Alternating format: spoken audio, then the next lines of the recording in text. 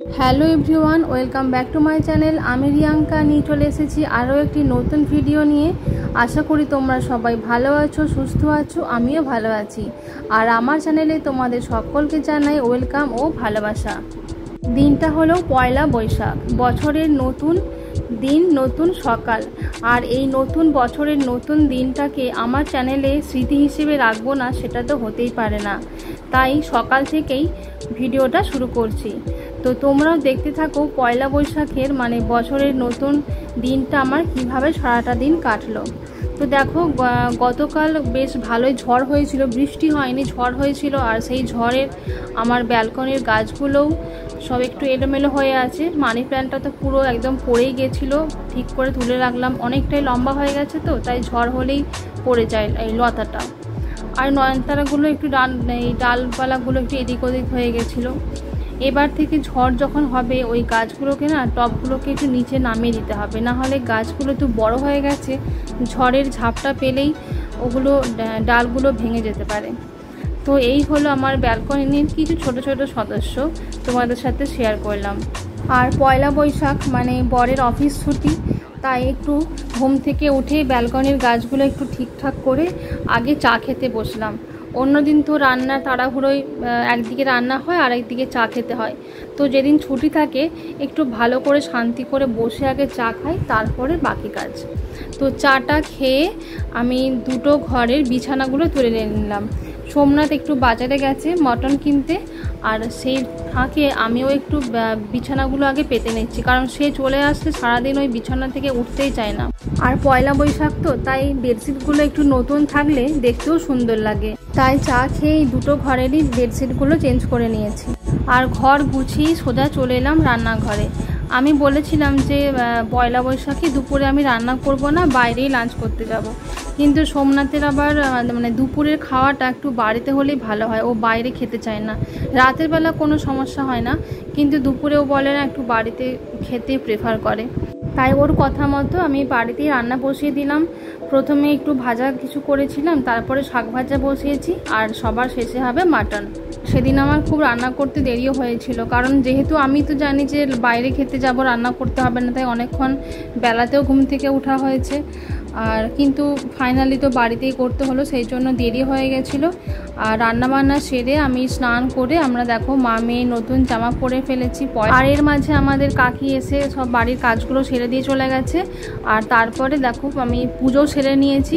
আগের দিন তো সিংহাসন মুছে, ঠাকুরগুলো সব মুছে পরিষ্কার করেছি। আর পয়লা বৈশাখের দিন ওই মঙ্গল ঘটটা মেজে আমসখা, পান, কলা এসব দিয়ে ভালো করে পুজো করেছি। আর একটু স্পেশালভাবে পুজো করলে মনটা বেশ মানে শান্তি শান্তি লাগে।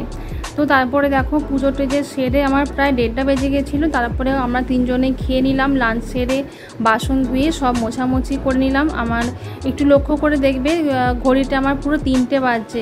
অন্যদিন 2-2:30টার মধ্যে সব কাজ ছাড়া হয়ে যায়। তো পয়লা বৈশাখে ছুটির দিন, ওই জন্য একটু দেরি হয়েছে। তো টেবিল মুছে আমি একটু একটা বিকেলে টানা ঘুমিয়ে নিয়েছিলাম। আর ঘুম থেকে উঠেই ওই টুকটাক যা থাকে বাসন টাসন সব গুছিয়ে জামা কাপড় রোদ থেকে তুলে আগে চা করে নিলাম। আর ছুটির দিন তো অবশ্যই, তারপর আবার পয়লা বৈশাখ, শুধু চা খেলে কি হয়, তার সাথে একটু পাঁপড়ও ভেজে নিলাম। ওই জন্য চায়ের সাথে পাঁপড়, আর বিকেলেটা পুরো জমে যাবে। আর দেখো মেয়ে হচ্ছে গান চালিয়ে ঘরের ভেতরে নাচ করছিল, আর সেই নাচের সাথে আমি একটু তাল মিলিয়ে নিলাম। ছুটির দিনে তো বিকেল থেকে সেরকম একটা কাজ থাকে না, সন্ধ্যেবেলা তেমন কাজ থাকে না, ওই জন্য মনটাও ভালো থাকে।